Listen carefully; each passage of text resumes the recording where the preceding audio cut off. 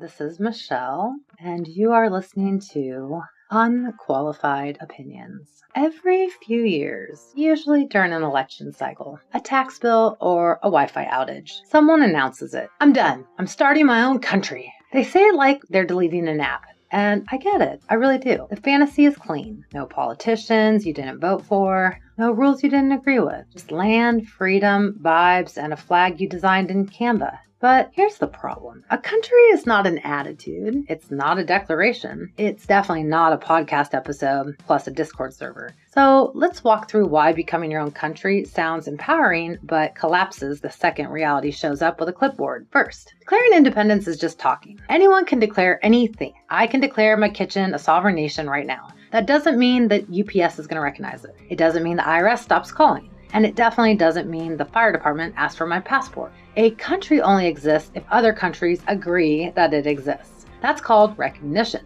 And recognition is not granted because you're a passionate person. It's granted because you're stable, enforceable, and useful. No recognition means no trade, no banking, no treaties, no airspace, no protection. You're not a country. You're a group project no one joined. Second, owning land is not sovereignty. This is where people really get confused. Buying land does not remove it from the laws of the country it sits on. You don't opt out of jurisdiction by vibes. You don't get to ignore courts because you printed a new constitution. If your land is inside the US still runs the show. Courts, taxes, environmental law, criminal law. You don't become sovereign. You become a property owner with responsibilities. And if you try to enforce your own laws, congratulations, you just invented crime. Third, laws are the easy part. Enforcement is the country. Everyone loves writing laws. No corruption, no unfair taxes, everyone behaves. Cool story. But who enforces them? Who investigates the crimes? Who arrests the people? Who decides guilt? Who runs prisons? Who pays for them? If someone doesn't follow your rules, then what happens next? If the answer is, we'll figure it out, the community will handle it, people will just respect it, then you don't have a country. You have a trust fall with strangers. Power isn't proven by words. It's proven by enforcement without collapsing. Fourth, money ruins the fantasy immediately. So let's talk about currency. You can't just make your own money unless other countries will accept it. Banks will process it, trade partners trust it, and inflation doesn't eat it alive. Otherwise, you're back to bartering like it's the Renaissance fair. So who funds infrastructure? Who pays workers? Who handles debt?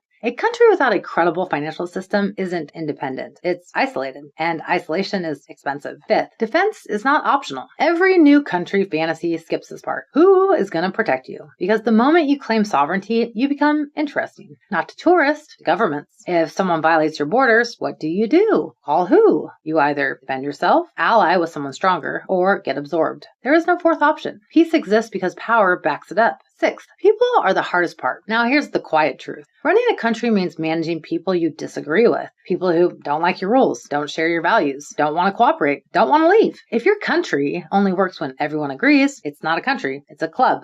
And clubs fall apart the second conflict gets real. So why does the fantasy persist? Because the idea of starting your own country isn't about geography. It's about control. It's about feeling powerless instead of a massive system and wanting a reset button that doesn't exist. Independence for simplicity. But systems don't disappear when you leave them. You replace them with something heavier, more complex, more accountable. That's the part no one puts the flag on. Final reality check. You don't cancel governments. You outbuild them with recognition, enforcement, infrastructure, defense, stability, and legitimacy that survives disagreement. If you can't do that, you're not founding a nation. You're just narrating frustration with extra steps. This is Michelle, and you're listening to Unqualified Opinions. Stay tuned, and we'll catch you next week.